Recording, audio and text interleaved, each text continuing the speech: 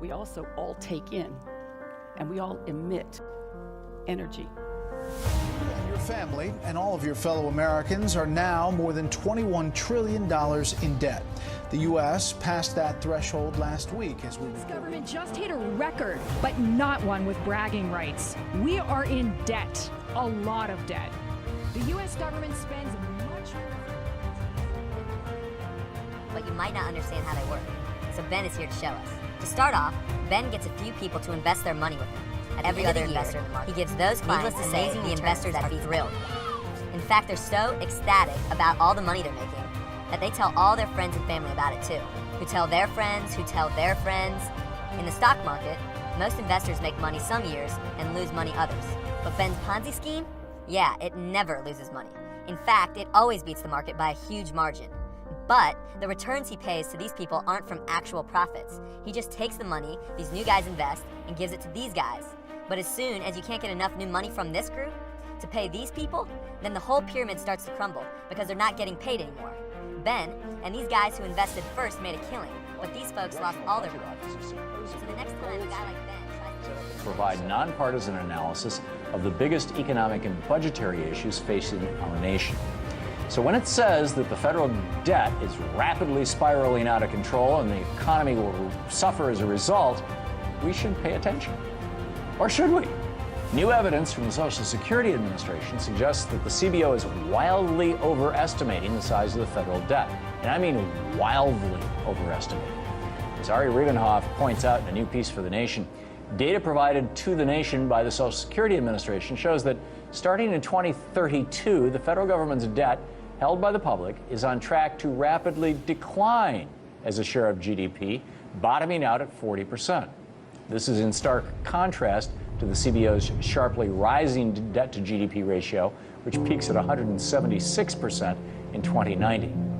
That's a pretty stark discrepancy. Status, power, which raises the question, money, sex appeal. why are the Congressional Budget Office's numbers so I far just off? read that the more beautiful the woman, the bigger the diamond, and the uglier the man who gave it to her. You know, so it's all of, it's why is that? You know, that has nothing to do with the daily transactions. That is something emotional. That's how the man believes he's going to feel with a beautiful wife, how the woman feels when she's got a, you know, expensive rock on her hand. These are all feelings. They're status, like I made it, you know, proving yourself to your third grade teacher or your nemesis in high school or your parents.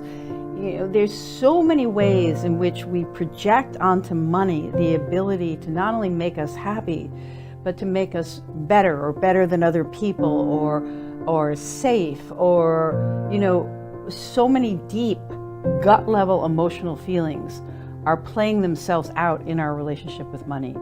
And, you know, fine, I'm not saying it shouldn't happen. Like, we will all be very conscious and we will not have any emotions in our relationship with money. No, I'm not saying that. I'm just saying the more aware you are of what you're projecting onto money in terms of meeting emotional and psychological and even spiritual needs, the clearer you're going to be in those daily transactions. In fact, that's part of why once you start to become conscious of the flow of money and stuff in your life this way, you stop spending so much money. But around that is the cultural narrative, the rules of the game of our economy. The financial system in so many ways governs not just our daily lives, but who wins and who loses, who has power, who does not have power, who gets to say what the game is, who gets to play by the rules and break the rules. I mean, this is a cultural context that has nothing to do particularly with what's going on in our individual traumas and histories. It has to do with a longer historical moment in time.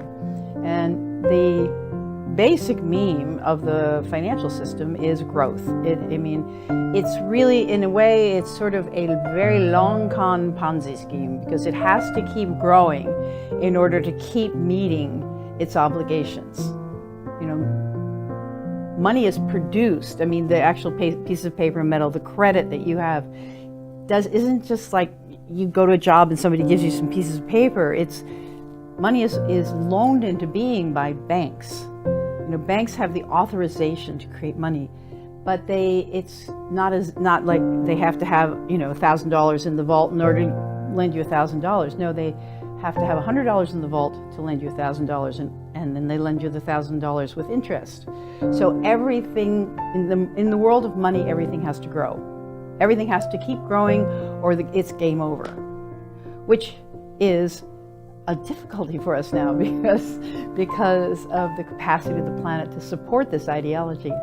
So that's that construct of money, which is fascinating. People study economics and the financial system. We're mesmerized by how people have played this system to the detriment of many people except for themselves.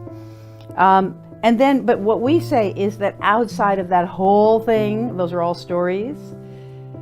What we actually know for sure as individual human beings, we know that we have a body, that, you know, we know that we're alive, and that we invest some of the minutes of our lives, some of the vital force of our lives, in a process that produces money for us, however it produces it. Like whatever it is, we invest some of our precious life energy in this thing called getting money.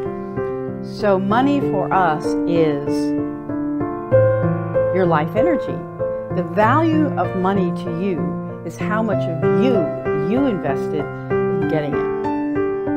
And once you understand that money is something that's abstract and seems unlimited, like if I go into debt, it doesn't matter. I'll just keep having jobs and I'll keep paying it off. I mean, it's just this endless sort of stumbling process. But you understand that your life is limited. You know, we've got, I'm going to say 85 years on the planet because now I'm 73, so I don't say 75 anymore. So we've got a certain limited time on the planet. We're going to spend a third of it sleeping. You know, we're going to spend another third of it, you know, commuting and showering and, you know, and sitting at a desk and doing somebody else's bidding. Yeah, that's not a lot of life. So you think I got a third. I have a third of my waking hours are mine to do whatever I want, you know. Who am I? So it's like, it then sends it into an existential question. Who am I? What do I care about? What do I want the impact of my actions to be? What do I want to learn? What do I want to understand? What do I want to feel, taste, touch? You know, what do I want in what Mary Oliver calls my one wild and precious life? So that, once you do that tip, and then you go like, okay, so what am I earning? I'm earning, let's say, $36 an hour. And I'm not going to do the whole shaggy dog story of like, you know, you've got to add on to that hour the extra time you spend getting trained and commuting, and, you know, the vacation where, you know, the first 3 days of your vacation where you are inert, you're just staring, you know, that's all time associated with that hour. The commute expense and the training and you know, you're a consultant and you think you make a lot of money, but you spend hours and hours to get the business for that 1 hour of paid employment. On average, I will say, just run the experiment in your own life, that $36 for an hour will whittle down to about a quarter of that. So they'll call that $9. So you know, now we have a figure. An hour of my life is worth $9. That's interesting. Okay, I'm going out for coffee and muffin. That's an hour. You know, so then you have to ask value questions around that, about like, am I really glad that I spent an hour of my one wild and precious life on this coffee and muffin? How do I actually even engage with that question?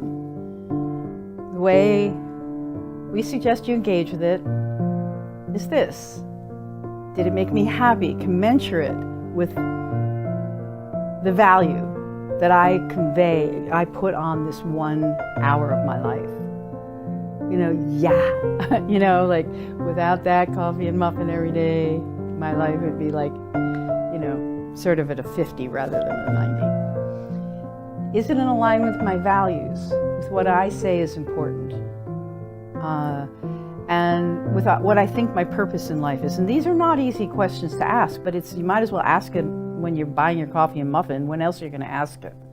You know, to what am I dedicating this my existence? And somehow or another, you sort of get a vague sense, purchase by purchase.